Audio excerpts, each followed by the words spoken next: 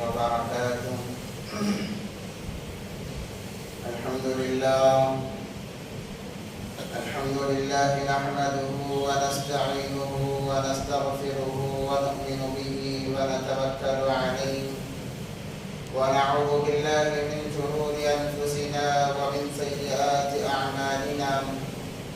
من يهده الله فلا مضل له ومن يضلله فلا هادي له، ونشهد أن لا إله إلا الله وحده لا شريك له، ونشهد أن سيدنا ومولانا محمدا عبده ورسوله. أما بعد، قال الله تبارك وتعالى في القرآن المجيد والفرقان الحميد: فأعوذ بالله من الشيطان الرجيم، بسم الله الرحمن الرحيم: ولا تقولوا لمن يقتل في سبيل الله أموات بل أحياء ولكن لا تشعرون. ولنبلونكم بشيء من الخوف والجوع ونقص من الأموال والأنفس والثمرات وبشر الصابرين الذين إذا أصابتهم مصيبة قالوا إنا لله وإنا إليه راجعون. صدق الله العظيم. قال النبي صلى الله عليه وسلم: كل أمتي يدخلون الجنة فقد أبى. قيل: ومن أبى يا رسول الله صلى الله عليه وسلم؟ قال رسول الله صلى الله عليه وسلم: من أطاعني دخل الجنة ومن عصاني فقد أبى. وقال النبي صلى الله عليه وسلم: يا أبا سفيان جئتكم بكرامة الدنيا والآخرة، أو كما قال عليه الصلاة والسلام. اللهم صل على سيدنا مولانا محمد في أول كلامنا، اللهم صل على سيدنا مولانا محمد في أوسط كلامنا، اللهم صل على سيدنا مولانا محمد في آخر كلامنا. اللهم لك الحمد كما أنت أهله، فصل على محمد كما أنت أهله، وافعل بنا ما أنت أهله، فإنك أنت أهل التقوى وأهل المغفرة. اللهم صل على محمد كلما ذكره الذاكرون، وصل على محمد كلما غفل عن ذكره الغافلون. اللهم صل على محمد وآله ألف ألف مرة. اللهم صل على سيدنا محمد وآله ألف ألف مرة. اللهم صل على محمد وآله ألف ألف مرة. محترم و معزز سامعین کرام، ایک مرتبہ دل کی گہرائیوں کے ساتھ میں درود پاک پڑھ لیں: اللهم صل على سيدنا محمد وعلى آل سيدنا محمد وبارك وسلم. میں نے جو آپ حضرات کے سامنے قرآن پاک کی آیت تلاوت فرمائی ہے، اللہ تبارک و تعالیٰ اس میں فرماتے ہیں: وَلَا تَقُولُوا لِمَنْ يُقْتَلُ فِي سَبِيلِ اللَّهِ أَمْوَاتٌ، کہ جو لوگ اللہ کے راستے میں شہید ہو گئے، جو لوگ اللہ کے راستے میں جنہوں نے اپنی جانوں کو قربان کر دیا ہے، ان کو مردہ نہ کہا کرو. وہ مردہ نہیں ہیں بلکہ وہ زندہ ہیں. جو انسان اللہ کے راستے میں اپنی جان کا نذرانہ پیش کرتا ہے، جو انسان اپنے آپ کو اللہ کے راستے میں قربان کر دیتا ہے، وہ مردہ نہیں ہے بلکہ وہ زندہ ہے. انہیں روزی دی جاتی ہے. اگر ہم انہیں مردہ قرار دیتے ہیں تو ہماری کم علمی کی علامت ہے، کش فہمی کی علامت ہے، کیونکہ قرآن کا صاف اعلان ہے: وَلَا تَقُولُوا لِمَنْ يُقْتَلُ فِي سَبِيلِ اللَّهِ أَمْوَاتٌ بَلْ أَحْيَاءٌ وَلَكِنْ لَا تَشْعُرُونَ. وہ ہمیشہ کی زندگی پا جاتے ہیں، وہ ختم نہیں ہوتے، اور اللہ تبارک و تعالیٰ ان کا تذکرہ قیامت تک باقی رکھتے ہیں. وہ قیامت تک زندہ رہتے ہیں. جیسے گزشتہ ہفتے آپ حضرات نے سنا ہے کہ یزید نے امام حسین رضی اللہ تعالیٰ عنہ کو شہید کر دیا حکومت کے لیے، حکومت کو پانے کے لیے.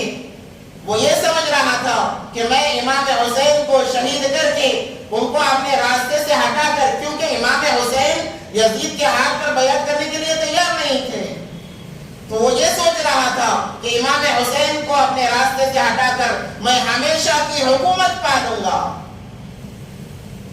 میں ہمیشہ کی حکومت حاصل کر لوں گا. مگر حکومت کسی کے پاس ہمیشہ نہیں رہی ہے. اس سے پہلے کتنے لاکھوں بادشاہ چلے گئے, آئے اور چلے گئے. ایسے بادشاہ بھی گزرے ہیں جنہوں نے کہا انا ربکم الاعلی, میں خدا ہوں.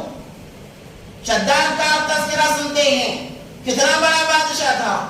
اس نے علماء کرام سے سنا, جنت کا تذکرہ سنا, تو اس نے دنیا کے اندر جنت بنائی ہے. پہلا انسان تھا جس نے دنیا کے اندر جو علماء تذکرہ کیا کرتے اس حساب سے اس نے جنت بنائی اور تمام چیزوں کو اپنی جنت میں شامل کیا. اس شداد نے, علماء نے کہا ایک اینٹ سونے کی ہوگی, ایک اینٹ چاندی کی ہوگی, تو اس نے ساری دنیا کا سونا جمع کیا, منگوایا اور ایک اینٹ سونے کی بنائی, ایک اینٹ چاندی کی بنائی. اور سنا دودھ کی نہریں بہتی ہوں گی جنت کے اندر. اس نے جہاں تک اس کی پہنچ ہے تمام دودھ اپنے یہاں منگوا لیا. شہد کی نہروں کا سنا, تمام شہد کو منگوا لیا. دودھ کی نہریں چلائی ہے اس نے, شہد کی نہریں چلائی ہے اس نے. اس نے سنا کہ جنت کے اندر ہو رہے ہیں, تو اس نے دنیا کی خوبصورت لڑکیوں کو اپنے جنت کے اندر رکھا. اس نے سنا ایک ایک جنتی کے لیے کئی خادم دیے جائیں گے, ہم عمر ہوں گے.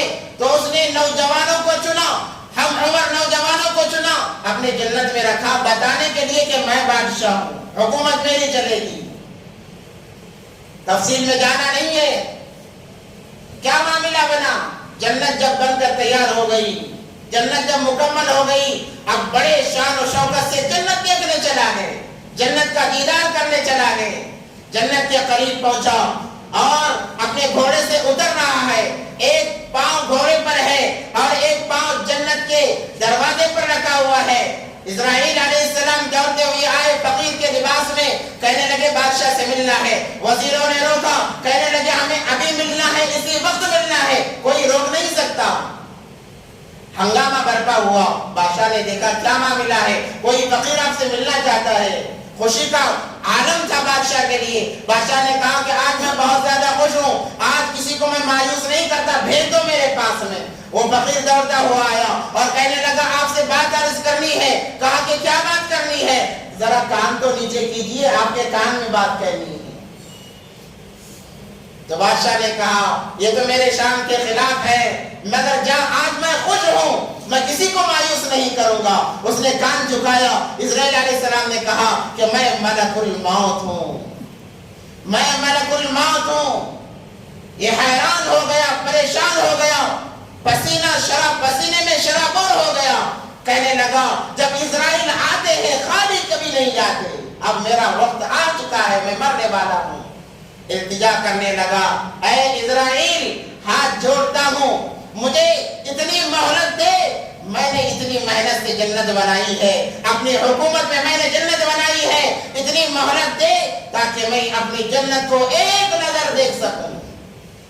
جنت میں رہنے کی خواہش نہیں کر رہا ہے, کہہ رہا ہے ایک لمحے کی مہلت دے, ایک نظر میں اپنی جنت کو دیکھ سکوں. مگر جب وقت آتا ہے تمام کی حقیقتیں کھل جاتی ہیں. اسرائیل علیہ السلام نے کہا اب موقع نہیں ہے, اب موقع نہیں ہے, وقت نہیں ہے. ایک پاؤں جنت کے اندر ہے, ایک پاؤں جنت کے باہر ہے, وہی اس کی روح کو قبض کر لیا گیا, دروازے کی چوکھٹ پر گرا ہے, وہ بھی اندر نہیں باہر گرا ہے. یزید نے یہ سوچا امام حسین کو مار کر حکومت حاصل کر لوں گا. جب انہیں شہید کر دیا گیا, ان کے سروں کو لے جا کر پہلے ابن زیاد کے سامنے شمر نے پیش کیا. ابن زیاد نے چھڑی سے امام حسین کے ہونٹوں کو لگایا اور مارتے جا رہا تھا, کہتے جا رہا تھا کہ میں نے مرنے کے بعد بھی اتنا حسن کسی کے چہرے پر نہیں دیکھا تھا.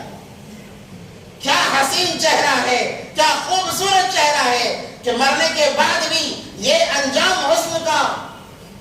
حضرت انس رضی اللہ تعالیٰ جو بڑھاپے کی عمر کو پہنچ چکے تھے, کہنے لگے اے کمبخت زیاد اپنی چھڑی کو وہاں سے ہٹا, میں نے نبی پاک صلی اللہ علیہ وسلم کی ہونٹوں کو ان ہونٹوں سے لگتے دیکھا ہے. چھڑی وہاں سے ہٹا. وہ کمبخت جوش میں آ گیا, کہنے لگا اگر عمر کا لحاظ نہ ہوتا تجھے بھی شہید کر دیتا۔ اگر یزید کے دربار میں یہ قافلہ چلا ہے، اہل بیت کی عورتیں اور ان کے سر لے کر جب یزید کے دربار میں پہنچے، زیاد یہ سوچ رہا تھا مجھے انعام ملے گا، مجھے واہواہی ہوگی، میرا چرچا ہوگا، مگر یزید وہ تو مطلبی انسان تھا، اس نے کوئی تعریف نہیں کی، بس یہ جملے کہے میں نے قتل کرنے کا حکم تو نہیں دیا تھا، میں نے قتل کرنے کا حکم تو نہیں دیا تھا، کیوں قتل کیا؟ یہ کہہ کر واپس بھیج دیا۔ جس حکومت کا اس سے دعویٰ کیا گیا تھا وہ حکومت بھی ابن زیاد سے چھین لی۔ جس حکومت کے لیے اہل بیت کا خون بہایا گیا، جن سے محبت کرنا نبی سے محبت کرنا ہے، جن سے محبت کرنا ایمان کا ثبوت ہے، اہل بیت سے محبت کرنا ایمان کا ثبوت ہے، اسی لیے کہتے ہیں کہ اہل بیت سے محبت رکھو، ان سے بغض نہ کرو۔ احادیث میں آتا ہے عرب کو گالی نہ دو، عرب والوں کو گالی نہ دو، وہ اہل بیت رسول اللہ صلی اللہ علیہ وسلم کے خاندان سے ہیں، ان سے محبت کرو، ان سے محبت کرو۔ جو انسان اہل بیت سے محبت کرتا ہے وہ رسول اللہ صلی اللہ علیہ وسلم سے محبت کرتا ہے، اور جو ان سے بغض رکھتا ہے وہ نبی پاک صلی اللہ علیہ وسلم سے بغض رکھتا ہے۔ اور اللہ تبارک و تعالی جو انسان نبی پاک صلی اللہ علیہ وسلم سے محبت کرے اس کی محبت کو کبھی رائے گاہ جانے نہیں دیتے، اللہ اس کا بدلہ دنیا میں بھی دیتے ہیں۔ ایک مہینہ پہلے میں نے ایک واقعہ سنایا، دوبارہ اس واقعے کو تذکرہ اس کا کر دیتا ہوں تاکہ جو انسان نبی سے محبت کرتا ہے اللہ اس کا کیا صلہ دیتے ہیں۔ آپ نے ابو لہب کا تو نام سنا ہوگا، نبی پاک صلی اللہ علیہ وسلم کا چچا ہے، مگر جب نبی پاک صلی اللہ علیہ وسلم نے نبوت کا دعویٰ کیا، دعوت دینی شروع کی دین اسلام کی، سب سے پہلے مخالفت کرنے والا یہی ابو لہب تھا، یہ اور اس کی بیوی۔ اللہ تبارک و تعالیٰ نے غضب میں ایک سورت، مکمل سورت اس کی لعنت کو بتانے کے لیے اللہ نے نازل فرمائی تبت یدا ابی لہب وتب ما اغنى عنه ماله وما كسب سيصلى نارا ذات لهب وامرأته حمالة الحطب في جيدها حبل من مسد۔ مکمل سورت نازل فرمائی، مگر جب اسے پتا چلا کہ نبی پاک صلی اللہ علیہ وسلم کی ولادت باسعادت ہوئی ہے، اس کی باندی، اس کی نوکرانی یہ خوشخبری لے کر دوڑتی ہوئی آئی اور آ کر اس سے کہنے لگی اے آقا سلامت، اے آقا، اے میرے آقا، سلام عرض کرنے کے بعد ایک خوشخبری سناتی ہوں آپ کو، آپ کے بھائی عبداللہ جو انتقال کر چکے ہیں ان کے گھر میں ایک لڑکا پیدا ہوا ہے جو اس جیسا حسین میں نے دنیا میں نہیں دیکھا۔ بھائی تھا، بھائی کی محبت تھی، بھائی سے جدائی ہو گئے، مہینے گزر گئے تھے، محبت جوش میں آئی کہ میرے مرحوم بھائی کے گھر میں لڑکا ہوا ہے، اتنی بڑی تو نے مجھے خوشخبری سنائی، جا آج سے تو آزاد ہے، یوں انگلی کا اشارہ کیا، آج سے تو آزاد ہے۔ وہ وقت تھا، اس کے بعد میں اللہ نے اسے بھیانک موت عطا فرمائی، بڑی ذلت کی موت وہ مرا ہے، تفصیل میں ہمیں جانا نہیں ہے، مگر علماء فرماتے ہیں کتابوں میں، سیرت کی کتابوں میں لکھا ہوا ہے کہ جب وہ اس کے مرنے کے بعد میں جب وہ لمحہ آتا ہے جس لمحے میں اس نے خوشی کا اظہار کر کے کہا تھا جا آج سے تو آزاد ہے، اللہ تبارک و تعالیٰ اس کے انگلی سے پانی کا فوارہ جاری کر دیتے ہیں۔ تو نے میرے نبی کے، میرے حبیب کی ولادت کی خوشی میں باندی کو آزاد کیا تھا، میں وہ احسان رکھ لینا نہیں چاہتا، جا اس وقت میں تیرے انگلی سے پانی کا فوارہ شروع ہوگا۔ اور ابو لہب اس انگلی کو اپنے منہ میں دبا لیتا ہے، اس کے جب وہ لمحہ ختم ہوتا ہے دوبارہ عذاب شروع ہو جاتا ہے۔ اللہ تبارک و تعالیٰ اہل بیت سے، نبی پاک صلی اللہ علیہ وسلم سے، ان کے خاندان والوں سے جو انسان محبت کرتا ہے اللہ تبارک و تعالیٰ اسے کبھی ضائع نہیں کرتے، چاہے وہ غیر ہی کیوں نہ ہو۔ اور ایک واقعہ عرض کرتا چلوں کہ ایک عورت تھی قریب کے زمانے میں قید سالی پڑی، جس کی وجہ سے بچوں کو کھلانا پلانا دشوار ہو گیا، تو وہ سفر کر کے ملک شام چلی گئی، وہاں پر ایک بڑے بادشاہ کے پاس گئی، جا کر کہنے لگی میں اہل بیت سے ہوں، میں سعادات خاندان سے ہوں، میرا تعلق نبی پاک صلی اللہ علیہ وسلم کے خاندان سے ہے، میں مجبوری میں یہاں آئی ہوں، میرا خیال کیا جائے، میرے لیے رہنے کا، کھانے کا انتظام بادشاہ نے کہا تو سادات خاندان سے ہے، کیا ثبوت ہے؟ وہ کہتی ہے میرے پاس ثبوت تو کچھ نہیں ہے۔ بادشاہ نے کہا جب ثبوت نہیں تو میں تیری ضرورت کو پوری نہیں کر سکتا۔ وہ عورت پھرتی پھرتی اسے بتایا جاتا ہے کہ فلاں جگہ ایک راہب ہے، وہ بڑا سخی انسان ہے، بڑا دلدار انسان ہے، ہر ایک کو کھانا کھلاتا ہے، اس کے پاس چلی جا، تیرا کام بن جائے گا۔ وہ عورت اپنے بچوں کو لے کر جاتی ہے اور کہتی ہے میں سادات خاندان سے ہوں، میرے لیے کچھ انتظام کیا جائے۔ وہ کہتا ہے اچھا نبی کے خاندان سے ہے؟ کہتی ہے کہ ہاں نبی کے خاندان سے ہوں، آجا تیرے رہنے کا بھی انتظام کر دیتا ہوں، تیرے کھانے کا بھی انتظام کر دیتا ہوں۔ رات میں دونوں سوتے ہیں۔ بادشاہ خواب میں دیکھتا ہے، جو مسلمان بادشاہ تھا، خواب میں دیکھتا ہے کہ جنت کے اندر وہ جا رہا ہے اور ایک بڑا عالیشان محل ہے، بڑا عالیشان محل ہے، ہر کوئی جو اسے دیکھے اس کے اندر داخل ہونا چاہ رہا ہے، یہ بھی داخل ہونا چاہتا ہے۔ پوچھا کس کا مکان ہے؟ نبی پاک صلی اللہ علیہ وسلم نے فرمایا کہ ایمان والے کا مکان ہے۔ وہ سمجھ گیا کہ شاید میرا مکان ہے، میں بھی ایمان والا ہوں، کیا یہ میرا مکان ہے؟ یہ سوچ کر وہ داخل ہونے لگا۔ نبی پاک صلی اللہ علیہ وسلم نے روکا اور پوچھا تیرا ایماندار ہونے کا تیرا ثبوت کیا ہے؟ تیرا ثبوت کیا ہے؟ ثبوت بتاؤ کہ تم ایمان والے ہو، تبھی تم داخل ہو سکتے ہو۔ اسے افسوس ہوا، بے حد افسوس ہوا، اپنی جو بات عورت سے ہوئی تھی وہ یاد آئی، فوراً جاگا، دوڑتے ہوئے گیا عیسائی کے پاس میں اور کہنے لگا اے فلانے، جو سادات خاندان کی عورت تیرے دربار میں آئی ہے، اللہ کے لیے اسے میرے حوالے کر دے، اللہ کے لیے اس کی کفالت میرے ذمہ کر دے۔ وہ مسکرا کر کہنے لگا خواب میں دیکھنے کے بعد آئے ہو، خواب میں دیکھنے کے بعد آئے ہو، اس کا کوئی اعتبار نہیں ہے، میں نے بازی مار لی ہے۔ اس نے کہا تمہیں کیسا پتا چلا کہ میں خواب دیکھ کر آیا ہوں؟ تو وہ کہنے لگا جس خواب کے اندر تم اس گھر میں داخل ہونا چاہ رہے تھے، میں وہی کھڑا تمام باتیں تیرے اور نبی پاک صلی اللہ علیہ وسلم کی سن رہا تھا۔ تجھے دھتکار دیا گیا اور میرا استقبال کیا گیا، اللہ نے مجھے ایمان کی دولت سے بھی نوازا۔ یہ ہوتی ہے محبت کرو گے اللہ رائے گا، نہیں جانے دیں گے اللہ تبارک و تعالیٰ۔ الغرض یزید یہ سوچتا تھا کہ میری حکومت باقی رہے گی۔ 4.25 سال اس نے حکومت کی ہے، بعض کہتے ہیں 3.5 سال اس کی حکومت رہی ہے بس، اور 38 سال کی عمر میں، 38 یا 39 سال کی عمر میں وہ کمبخت مرا ہے۔ بعض کہتے ہیں کہ اس کا نام احترام سے لیا جائے، اسے رحمت اللہ علیہ کہا جائے، مگر ہم کہتے ہیں ہم اسے نہ رحمت اللہ علیہ کہتے ہیں نہ لعنت اللہ علیہ کہتے ہیں۔ اہل سنت والجماعت کا عقیدہ ہے، پکا مضبوط عقیدہ ہے، کسی کا کوئی اختلاف نہیں کہ وہ فاجر اور فاسق انسان تھا، جس نے امام حسین رضی اللہ تعالیٰ عنہ کے قاتلوں کو سزا نہیں دی۔ اگر چاہتا حکومت اس کی سزا دے سکتا تھا، وہ اپنا نام بنوانا چاہتا تھا، وہ ہمیشہ زندہ رہنا چاہتا تھا، مگر بتا دے جو دین کے لیے مر ملتے ہیں وہ ہمیشہ زندہ رہتے ہیں، اور جو دنیا کے لیے مر ملتا ہے اس کا نام و نشان ختم ہو جاتا ہے۔ آج یزید کا کوئی نام نہیں، حسین کا نام قیامت تک رہے گا، قیامت تک رہے گا، قیامت کے آخری دن تک رہے گا۔ اور اس نے اتنا ہی نہیں کیا، اس کے بعد میں جب اس کی حکومت چلی، اس نے مدینے پر حملہ کیا اور اپنے باشندوں کو یہ حکم دیا 3 دن تک اس نے کہا 3 دن تک اگر لوگ میرے ہاتھ پر بیعت نہ کرے تو تم حملہ کرنا۔ 3 دن تک کھلی اجازت نہیں دی گئی، مسجد نبوی میں خون بہایا گیا، اور اسی پر بس نہیں کیا بلکہ کعبۃ اللہ پر ایک لشکر بھیجا، وہاں پر وہ لشکر بھی کعبۃ اللہ کی بے حرمتی کرنے میں اس نے کوئی کسر نہیں چھوڑا، یہاں تک کہ بیت اللہ کی دیواریں ہلنے لگی، کعبۃ اللہ کے غلاف کو جلا دیا گیا۔ مگر ہر ایک کا وقت آتا ہے، اللہ بھیڑ دیتے ہیں، موقع دیتے ہیں، جب موقع ختم ہو جاتا ہے اللہ پکڑتے ہیں۔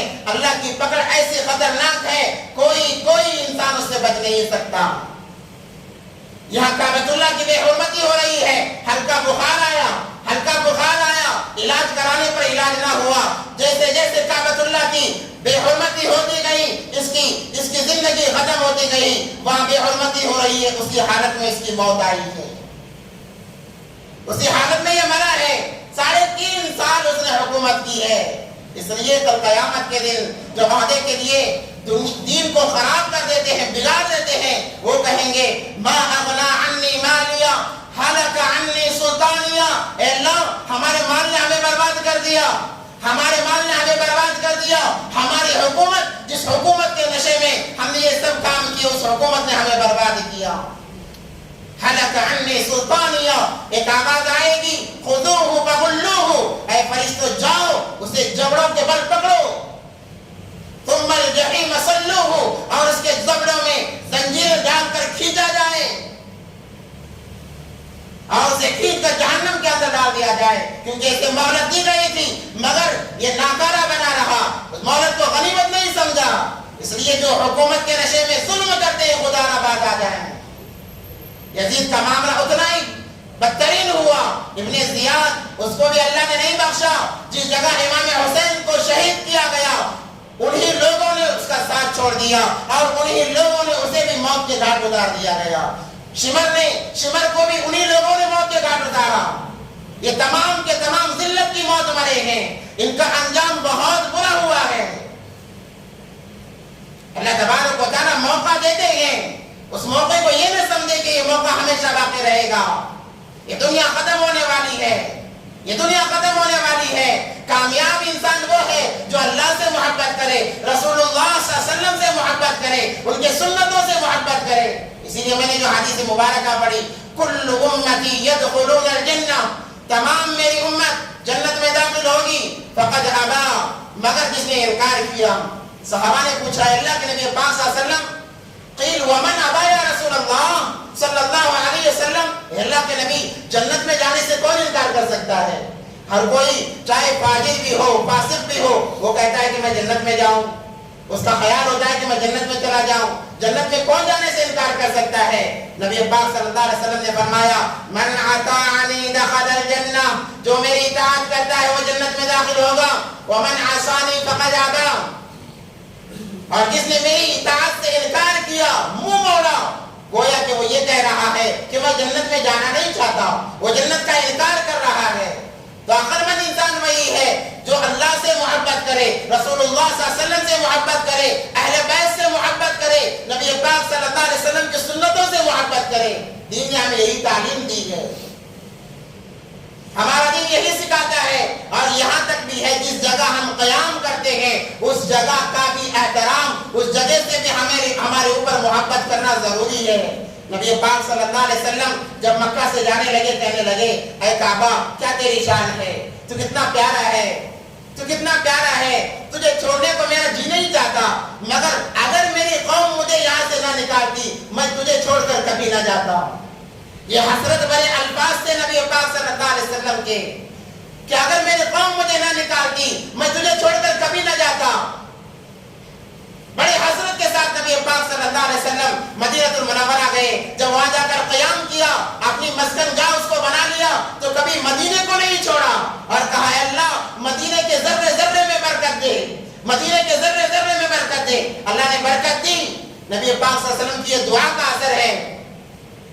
علماء فرماتے ہیں اگر وہاں کی چیز تمہیں پسند بھی نہ آئے، اگر کہ ویسا ہوتا نہیں ہے ہر چیز پسند آ جاتی ہے، اگر ناپسند بھی ہو تو نبی کے شہر کی سمجھ کر کھا لو، اللہ مغفرت فرما دیں گے۔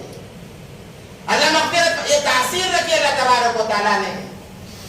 تو میں کہہ رہا تھا کہ جگہ سے بھی محبت کریں جس جگہ رہتے ہیں، اس لیے کہ یہ ملک ہمارا ہے، یہ ملک ہمارا ہے، ہم یہاں زندگی بسر کرتے ہیں، اس ملک سے محبت کرنا بھی یہ ہمارے شریعت کی تعلیم ہے، یہ ہمارا دین ہمیں سکھاتا ہے، یہ ہمارا دین ہمیں سکھاتا ہے۔ جیسے نبی پاک صلی اللہ علیہ وسلم نے کہا تھا اگر میری قوم مجھے یہاں سے نہ نکالتی تو میں تجھے چھوڑ کر کبھی نہ جاتا، ویسے ہی اس ملک میں جس ملک میں ہم رہتے ہیں اس ملک کی محبت بھی ہمارے دل میں ہو، تین وجوہات سے ملک سے محبت ہو۔ سب سے پہلی وجہ یہ ہے کہ ہم یہاں رہتے ہیں، ہمارا گزر بسر یہاں پر ہوتا ہے۔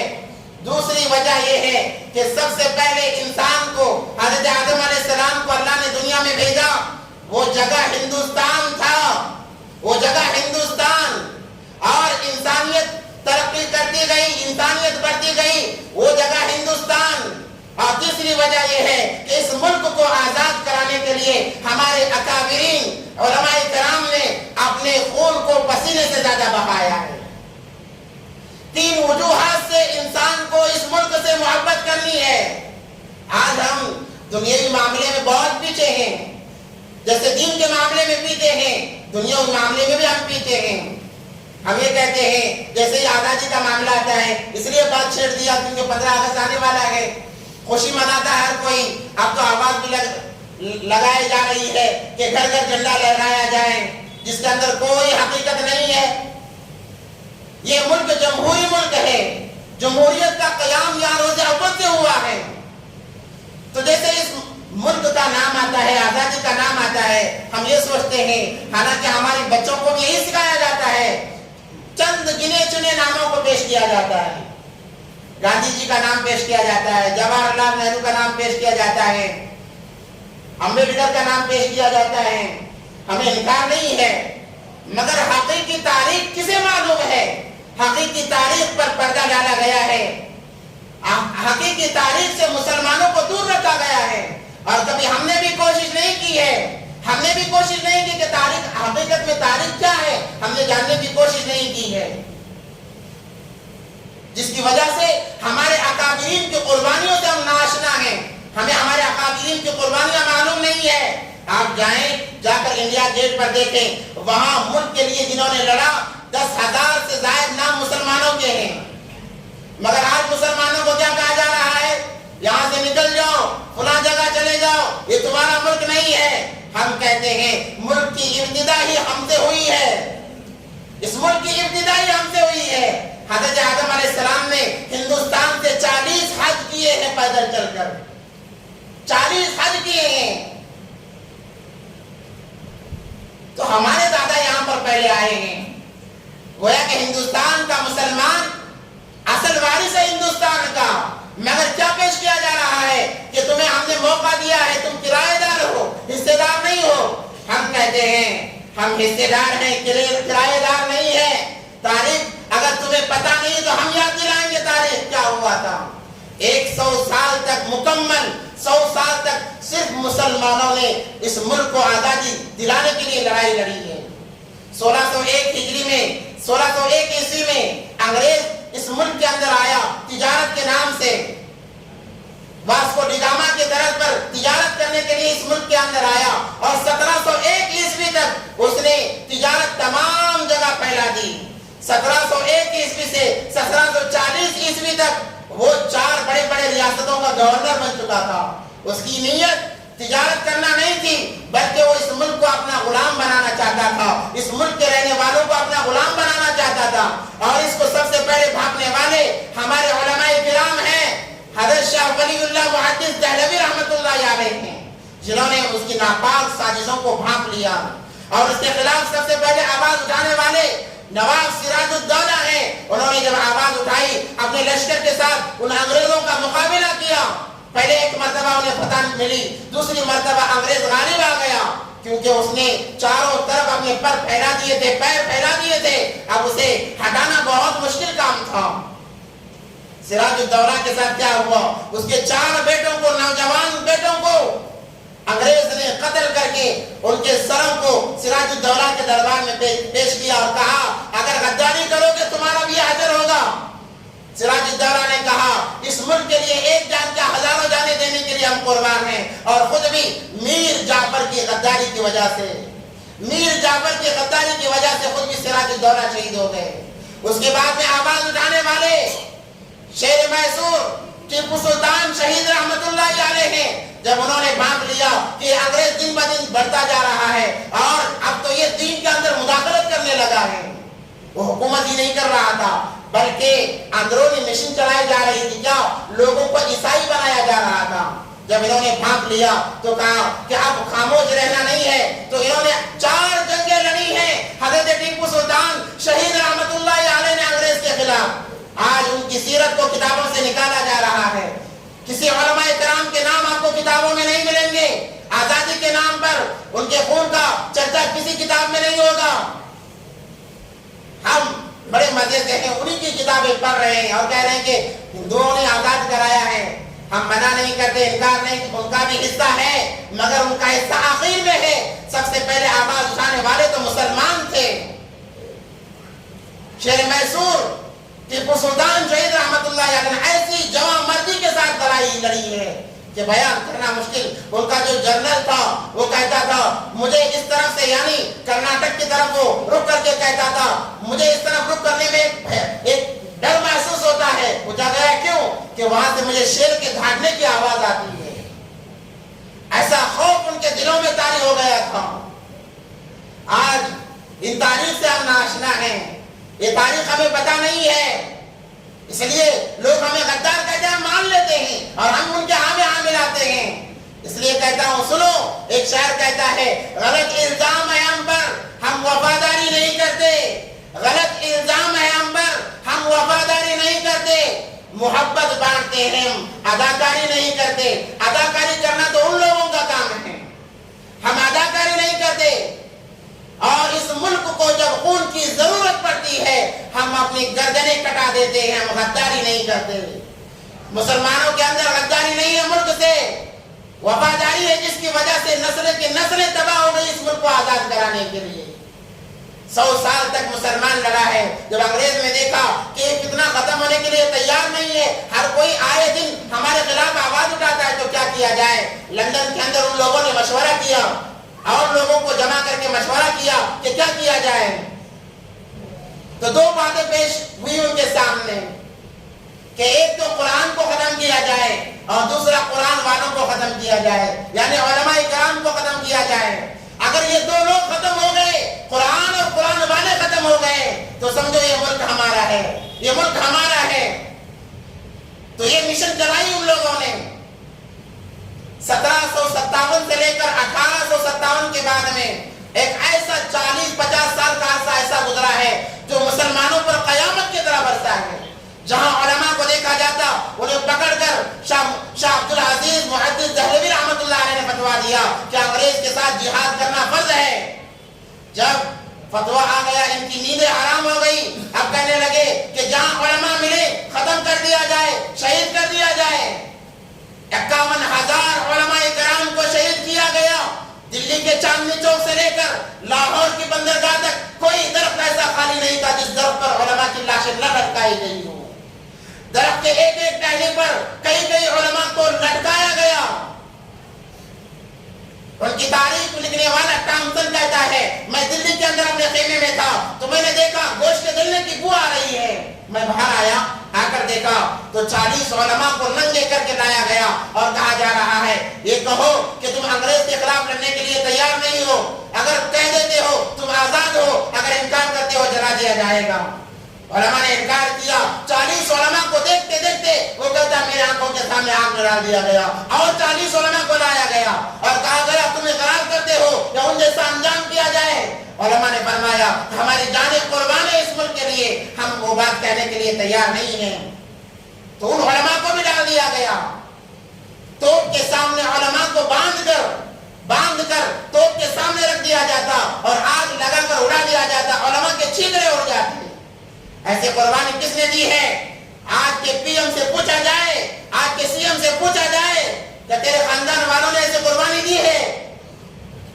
کیونکہ یہ جمہوری ملک ہے. اپنی بات کہنے کا ہر ایک کو اختیار ہے. ہم خلاف نہیں کہہ رہے ہم گالیاں نہیں دے رہے بلکہ ہم اپنے قربانی کو اپنے دل کی آواز کو بیان کر رہے ہیں.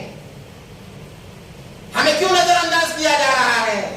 ہمیں کیوں بھگانے کی باتیں کی جا رہی ہے؟ یہ ملک جتنا تمہارا ہے اتنا ہمارا بھی ہے.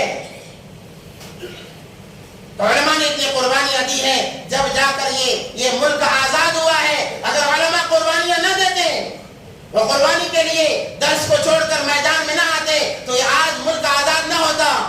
اس کے بعد میں جب علماء نے دیکھا کہ ایک ایک کر کے علماء ختم کیے جا رہے ہیں مدارس کو بند کیا جا رہا ہے تو پھر ایک مدارس کا اندرونی اعتبار سے جال چلایا گیا. علماء بڑے وقت کے بڑے علماء مل کر یہ گاندھی جی کے پاس گئے اور جا کر کہنے لگے کہ ایک قوم اگر لڑے گی ملک آزاد نہیں ہو سکتا. اگر تمہیں بھی آزادی چاہیے تمہیں ہمارا ساتھ دینا پڑے گا. میں تو بات کو بل مختصر کر رہا ہوں. تو جب گاندھی جی کی بات سمجھ میں آئی تو گاندھی جی نے ایک تحریک چلائی اور ہر طبقے کے لوگوں کے پاس گئے اور جا کر کہنے لگے کہ ہمیں آزادی اگر چاہیے تو مسلمانوں کا ہمیں ساتھ دینا ہے. تب جا کر ایک طبقہ اٹھا، مسلمانوں کا اس نے ساتھ دیا، مگر آزادی دلانے کے لیے پیش مسلمان علماء کرام تھے، تب جا کر یہ ملک آزاد ہوا ہے۔ جب آزاد ہو گیا تو سب سے پہلے ایک پی ایم کو چننا تھا، بڑے کو چننا تھا، علماء کرام نے عہدے سے انکار کر دیا، کہا کہ ہمیں عہدہ نہیں چاہیے، ہم نے لوگوں کے لیے اس ملک کو آزاد کرایا ہے، اپنے دین کی حفاظت کے لیے اس ملک کو آزاد کرایا ہے۔ یہ ملک آزاد ہوا ہے دین کی حفاظت کے لیے، کیونکہ انگریز دین کے اندر مداخلت کر رہا تھا اور علماء کو یہ بات برداشت نہیں تھی، تو اس ملک کو آزاد کرانے کے لیے انہوں نے ہر ممکنہ کوشش کر دی اور آزاد کرتے رہے تاکہ ہمارے دین کے اندر کوئی خلل واقع نہ ہو۔ تو ہمیں حکومت نہیں چاہیے، ہمارا دین سلامت ہے، ہم خاموش رہ جائیں گے، ہم اپنا کام دیکھیں گے۔ آج بھی چند لوگ ہیں جو فتنہ پرور ہیں، جو دین کے اندر مداخلت کر رہے ہیں، خدا را اگر وہ بات نہیں آئیں گے تو پھر سے اسی بات کو دہرانا کوئی مشکل کام نہیں ہے، کوئی مشکل کام نہیں ہے، کیونکہ مسلمان کو دین اتنا زیادہ محبوب ہے، وہ دین کے لیے اپنا سب کچھ قربان کر سکتا ہے، اور یہی تو انسان ایک مسلمان کا فریضہ ہے کہ دین کے لیے اپنا سب کچھ قربان کر دو، دین کے لیے اپنا سب کچھ لٹا دو، شہادت کی موت ملے گی، اور شہید کا مقام و مرتبہ یہ ہے اس کے خون کا قطرہ زمین پر گرنے سے پہلے اس کی مغفرت ہو جاتی ہے۔ تو علماء نے عہدے سے انکار کر دیا اور کہا کہ اب کس کو بنایا جائے، تو گاندھی جی کو پیش کیا گیا۔ گاندھی جی کو مہاتما کا نام دینے والے یہ ہمارے مسلمان علماء کرام ہیں، کہا کہ یہ مہاتما گاندھی ہے، ان کی مانی جائے، ان کا سنا جائے۔ مگر اس وقت میں بھی چند فتنہ پرور لوگ تھے جو یہ چاہتے تھے کہ جب ہندوستان اور پاکستان کو الگ کیا گیا، بعض لوگوں نے کہا کہ ہم اپنا ملک الگ بنائیں گے، بعض لوگوں نے ہجرت کی اور وہ چلے گئے۔ تو بعض فتنہ پرور یہ چاہتے تھے کہ جو مسلمان ہندوستان میں ہیں وہ بھی یہاں سے چلے جائیں، جن کی نسل در نسل آج بھی وہ نسل باقی ہے جو یہ چاہتے ہیں کہ مسلمان ہندوستان میں نہ رہیں۔ مگر ہم کہتے ہیں ہم نے اپنا خون بہا کر اس ملک کو آزاد کرایا ہے، ہم یہاں سے جانے والے نہیں ہیں، اگر ہم مریں گے تو یہیں پر مریں گے، جئیں گے تو یہیں جئیں گے، یہ ہمارا ایمان ہے۔ تو البتہ میرے بھائیوں، بات آ گئی تو میں چند باتیں عرض کر دیا کہ اس ملک کو آزاد دلانے کے لیے سب سے زیادہ قربانی علماء اکرام نے دی ہے، مسلمانوں نے دی ہے، اور یہ تاریخ ہے، ہم اپنے بچوں کو یاد کرائیں، اپنے بچوں کے ذہنوں میں اس بات کو ڈالیں، ورنہ آنے والا جو وقت ہے بہت خطرناک ہے، ایمان کے ساتھ عقیدے بھی چھین لے گا یہ وقت ہمارا۔ اگر ہم نے اپنے ہوش کو نہیں سنبھالا، اپنے اکابرین کی قربانیوں کو ہم نے سامنے نہیں رکھا، تو ہمارا ایمان پر باقی رہنا بھی مشکل ہے اور اس ملک کے اندر رہنا بھی مشکل ہے۔ اس لیے یہ جمہوری ملک ہے، جمہوریت کو برقرار رکھیں، کوئی فتنہ پرور ہم سے کام نہ ہو، کوئی اس ملک سے غداری کے مانند کوئی کام نہ ہو، کیونکہ ہمیں یہی رہنا ہے اور یہی مرنا ہے، اور اس کے ساتھ اپنے دین کی حفاظت یہ اول ذمہ داری ہے، پہلی ذمہ داری ہے کہ ہم اپنے دین کی حفاظت کریں۔ دین کی حفاظت کیسی ہوگی؟ دین کی حفاظت اعمال کی پابندی کے ساتھ میں ہوگی۔ جب اعمال کی پابندی ہوگی، نماز کی پابندی ہوگی، صدقہ خیرات کی پابندی ہوگی، زکوٰۃ کی پابندی ہوگی، تو دین کی حفاظت ہو سکتی ہے، ورنہ میرے بھائیوں یہ دین غیر محسوس طریقے سے ہماری زندگیوں سے نکلتا چلا جائے گا۔ نبی پاک صلی اللہ علیہ وسلم کا فرمان، قیامت کے قریب ایک وقت ایسا آئے گا کہ انسان صبح ایمان کی حالت میں کرے گا، شام ہوتے ہوتے اس کا ایمان اس کی زندگی سے نکل چکا ہوگا۔ یہ وہی وقت چل رہا ہے، اس لیے اپنے دین کی حفاظت کریں، خرافات میں پڑھ کر اپنے ایمان کو ضائع نہ کریں، فتنوں میں پڑھ کر اپنے ایمان کو برباد نہ کریں، اور نبی پاک صلی اللہ علیہ وسلم کی سنتوں کو مضبوطی سے پکڑیں، ایک سنت کو ادا کر لو، اللہ مغفرت فرما دیتے ہیں۔ بڑی تاثیر ہے سنتوں کے اندر، چھوٹی چھوٹی سنتیں ہیں، جو انسان کھانے سے پہلے بسم اللہ کہہ لے، سنت ہے، اللہ سے کبھی پیٹ کی بیماری نہیں عطا کرتے، کتنی بڑی بات ہے۔ ڈاکٹروں کے چکر کاٹنا بند ہو جائے گا، سنتوں سے محبت کرو، اللہ تبارک و تعالیٰ دنیا بھی بنائیں گے، آخرت بھی بنائیں گے۔ اللہ سے دعا ہے کہ اللہ تمام کو ان باتوں پر عمل کی توفیق عطا فرمائے۔ وآخر دعوانا الحمدللہ۔